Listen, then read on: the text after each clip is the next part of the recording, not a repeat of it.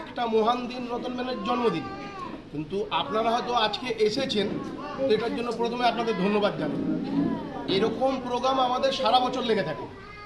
আমরা শিয়ালদা পার্কিংয়ের মধ্যে প্রত্যেক দিন প্রায় 300-400-র উপরে গরিব মানে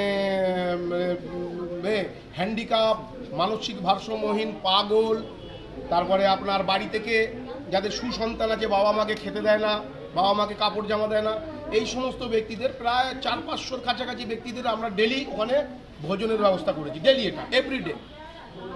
পরে এই সমস্ত যে মানসিক ভারসাম্যহীন ব্যক্তি যাদের কাছে বস্ত্র নেই, হয়তো আমরা রোজই খাবার দেখছি একই কাপড় ময়লা, আমরা জিজ্ঞাসা করলাম, ও ঠাকুমা কাপড়টা এরকম কেন? ও বলিস নাকি, একটা কাপড় পরে রয়েছি, ছেলে বাড়ি থেকে তেড়ে দিয়েছে, আমার কাছে কাপড়ও নেই।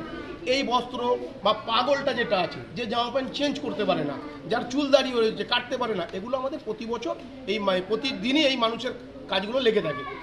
এবার বিশেষ কিছু অনুষ্ঠানের মধ্যে দুর্গাপুজোয় কিছু বস্ত্র বিতরণ হয়, কালী পুজোয় কিছু বস্ত্র বিতরণ হয়, ইনি একজন মহাপুরুষ, এনার জন্মদিনে কিছু বস্ত্র বিতরণ করা হয়, মৃত্যুদিনে কিছু বস্ত্র বিতরণ, এগুলো বিশেষ দিনে হয়। কিন্তু সারা বছরই কর্মকাণ্ড লেগে থাকে। আমরা স্কুলের খাতা দিই, বই দিই, হ্যাঁ, দুস্থ ছাত্রছাত্রী যারা লেখাপড়া জানে, তাদেরকে মানে বাড়ির কোনো ক্ষমতা নেই তাদের পড়াশোনা করানোর জন্য, তাদের আমার পড়াশোনা করার জন্য ব্যবস্থা করে দিই। হ্যান্ডিক্যাপ মানুষ যারা আছে তাদের হুইল চেয়ার। আজকে মূলত কতজনকে দেওয়া হচ্ছে এটার তো কোনো হিসাব নেই। আপনারা দেখুন, মোটামুটি আমাদের 400-র মতো স্লিপ দেওয়া হয়েছে, 200-র মতো কাপড় বার করেছি। কিন্তু সৌভাগ্যবশত মিলিয়ে যাকে আমরা কাপড়ের স্লিপটা দিয়েছি, সেই ব্যক্তিকে দেওয়ার জন্য সে আজকে ঈদে বাড়ি চলে গেছে, ফোনও তুলছে না, কাউকে স্লিপও দেয়নি। ফলে আজকে যারা এখানে এসেছে তারা এটাকে শুনে এসেছে, স্লিপ দেওয়া হয়নি কিন্তু। তো যারা লাইনে আছে তাদের প্রত্যেককে দেবো, বাকি স্লিপের হয়তো 2-4 দিন পরে আসবে, তাদেরকে দেওয়া হবে। আর ভোজনের ব্যবস্থা যেরকম এখানে পার্কিংয়ে হয়, আজকে এখানেও আছে, পার্কিংও আছে। ভোজনে কি খাওয়া?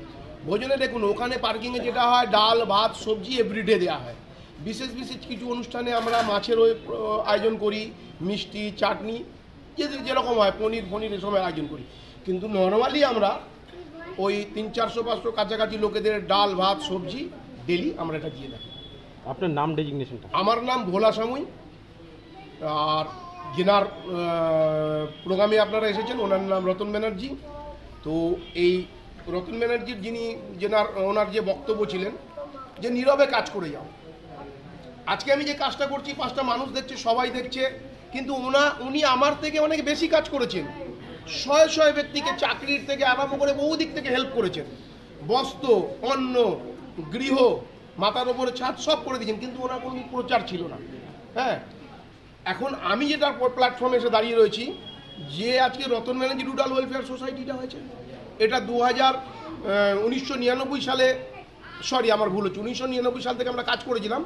2006-এ একটা রেজিস্ট্রেশন হয়েছিল, সেটা ভোলানাথ রুরাল ওয়েলফেয়ার সোসাইটি। আমি একটা প্ল্যাটফর্ম তৈরি করেছিলাম, যে প্ল্যাটফর্মের মধ্যে মানুষ জানবে। কিন্তু ওনার প্ল্যাটফর্ম ছিল যে উন্নয়ন আর মূল্যায়ন তখনই হবে যখন আমি না থাকার পরে মানুষ আমার নাম নেবে। তো আজকে ওনার ওই কথাটা সত্য করার জন্য ওই ভোলানাথ রুরাল ওয়েলফেয়ার সোসাইটিকে ট্রান্সফার করে দিয়েছি রতন ব্যানার্জি রুরাল ওয়েলফেয়ার সোসাইটির নামে। কেন? উন্নয়ন আর মূল্যায়ন আজকে উনি নেই, ওনার বক্তব্যটা সত্য করতে হবে। তো ওনাকে সত্য করতে হবে। একটা মানুষ তখনই অমর হয়, মরে যাবার পরে যখন তার নামটা বেঁচে থাকে তখন সে অমর হয়।